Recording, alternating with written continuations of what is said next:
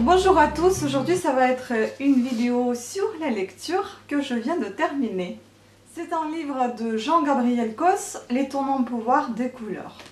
Avant de passer à la vidéo, je voudrais vous relancer sur mes bijoux parce que j'ai promis de ne pas faire la publicité sur YouTube.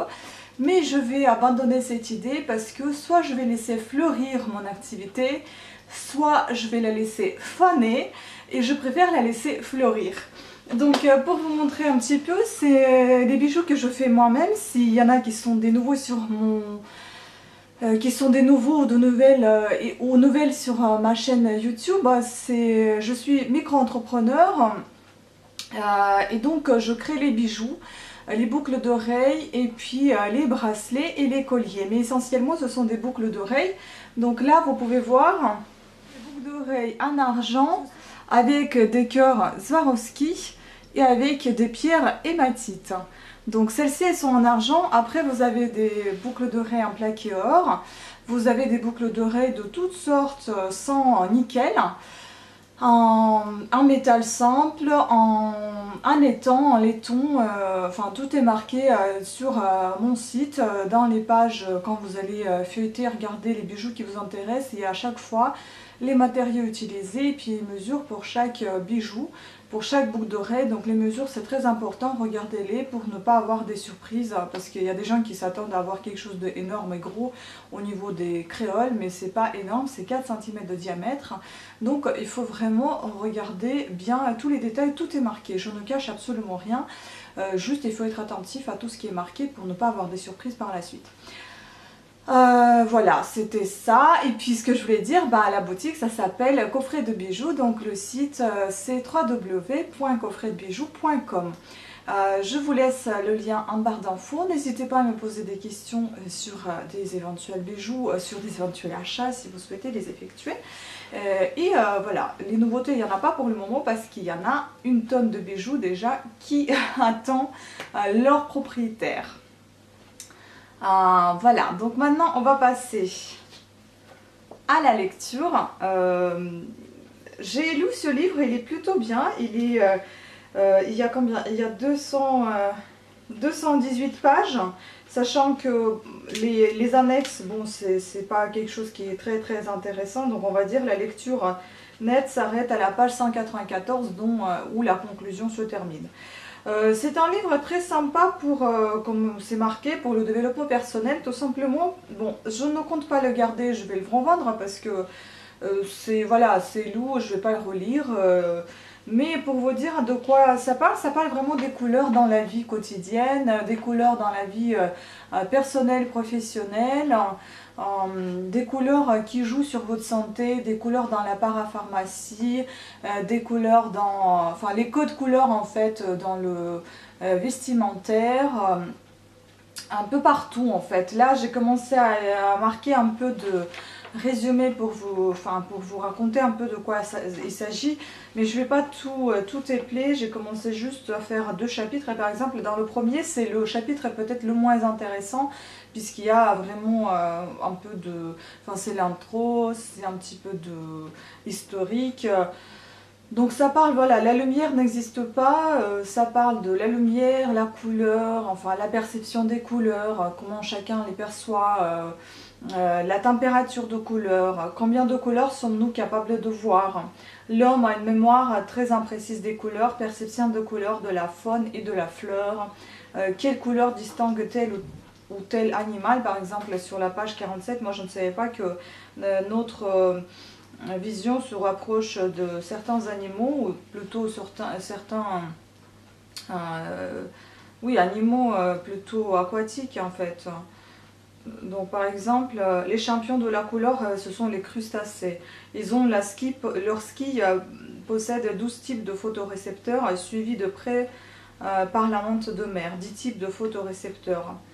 Donc vous voyez, c'est étonnant quand vous voyez que, par exemple, ils disent que les caméléons ne changent pas de couleur par rapport à, par exemple, à l'arbre sur lequel ils sont posés ou sur un objet qui sont posés, ils changent de couleur selon leur humeur. Mais bon, ça, je suis pas très d'accord. Enfin, je sais pas en fait, en réalité. Peut-être c'est vrai, peut-être c'est pas vrai. Ils disent que leur vraie couleur, c'est quand ils sont posés l'un sur l'autre. Ensuite, on parle ici de reproduction de couleurs, on parle d'illusion d'optique. Dans ce second chapitre, par exemple, ces influences des expériences cliniques ont montré que l'influence de la couleur est particulièrement exacerbée chez les neurotiques et chez les psychotiques. Par exemple, le rouge, on parle beaucoup du rouge. Le rouge suscite un pouls plus rapide, une plus grande tension artérielle, davantage de battements de paupières, une fréquence respiratoire plus élevée. Un environnement rouge augmenterait l'activité bioélectrique dans le corps de 5,8% et la force musculaire de 13,5%, ce qui est considérable.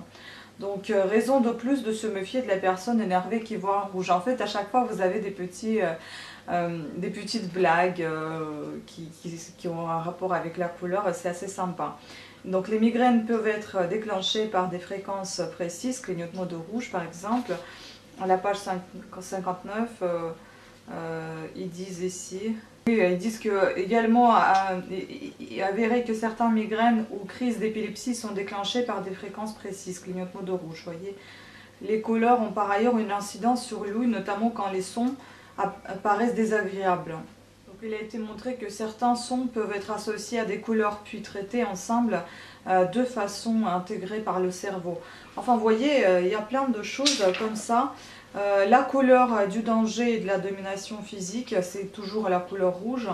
Par exemple, j'ai mis qu'il y a un peu d'humour. Qu'est-ce qu'il y a comme humour ici? Je vais vous dire ça. Ah oui, ça c'était sympa. Par exemple, dans tous les bons films de série B qui ne sont pas en noir et blanc, cette lumière est rouge. Voilà, de l'extincteur en passant par les cours de la bourse qui baissent, le rouge nous prévient du danger. Mais le plus commun des exemples aujourd'hui dans le monde entier, ce sont les panneaux de signalisation routière. Quand ils sont rouges, cela signifie qu'il ne faut pas. Il ne faut pas aller sur cette route, il ne faut pas doubler, il ne faut pas rouler trop vite. Et si on ne respecte pas ces consignes, il ne faut pas rencontrer des fonctionnaires habillés en bleu. Je trouve ça marrant. Voilà, donc à peu près les couleurs relaxantes et créatives, couleurs apprentissage et productivité. Après, ce que j'ai remarqué, c'est que dans ce livre, on parle vraiment beaucoup trop du rouge et du bleu. Sachant que le bleu, c'est une couleur qui apaise, le rouge, c'est une couleur qui booste et qui prévient le danger, qui peut être perçu comme agressif. Tout dépend en fait de lieu dans lequel se trouve cette couleur, du contexte, du pays, parce que par pays aussi, par exemple le blanc, ça peut être une couleur de propreté dans plusieurs pays, comme par exemple dans les lieux médicaux, par exemple dans la cuisine, donc c'est un lieu qui doit être propre, donc forcément le blanc est associé à ce genre de lieu, et c'est dans la plupart des pays. En revanche, il y en a des pays pour qui cette couleur est une couleur cérémoniale, on va dire, de couleur pour le mariage, et pour d'autres c'est une couleur de deuil. Donc après je ne saurais plus vous dire quel pays, mais enfin ça dépend des pays. Le noir c'est pareil, hein. Quelque part c'est une couleur de deuil, mais en même temps c'est une couleur de luxe. Par exemple, ils parlent un petit peu comme si c'était du feng shui, quelle couleur il ne faut pas employer pour certaines pièces. Par exemple, le blanc, on dit que c'est vraiment une couleur qui n'est pas du tout, il est ni froid ni chaud, il est impersonnel, il évoque souvent le pétale. Donc le mieux c'est de colorer votre espace de vie, au moins avoir parmi les 4 murs, en avoir au moins un de couleur vif. Et d'autres blancs, pourquoi pas. Effet d'optique aussi, comment on peut abaisser le plafond s'il est trop haut en y ajoutant une dizaine de centimètres de bande en dessous du plafond, comme ça vous donnera une ambiance un peu plus cosy, enfin cocooning on va dire. Et en revanche, si les plafonds sont bas, de les peindre un blanc mat avec une pointe d'une petite couleur, enfin d'une couleur, ça vous donnera un effet de grandeur, enfin voilà, des choses comme ça, des petits conseils, comment vaut mieux s'habiller, quelles sont les couleurs, enfin par exemple le rouge, le taureau ne voit pas rouge, il voit tout en gris en fait, et la couleur rouge c'est pour en gros camoufler le sang qu'il va perdre ce taureau, et que si jamais il y a des blessures, voilà, que ça se voit pas.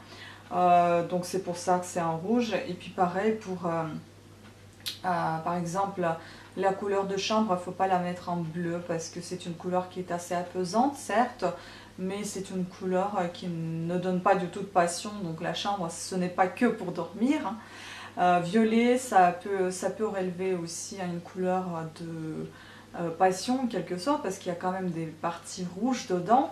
Et ça peut être aussi une couleur bonne pour le sommeil.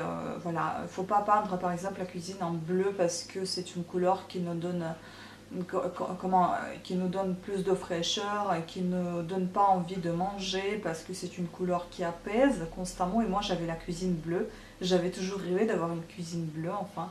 Je pense que pour régime c'est peut-être pas plus mal de l'avoir en bleu parce que ça donne pas forcément envie de manger.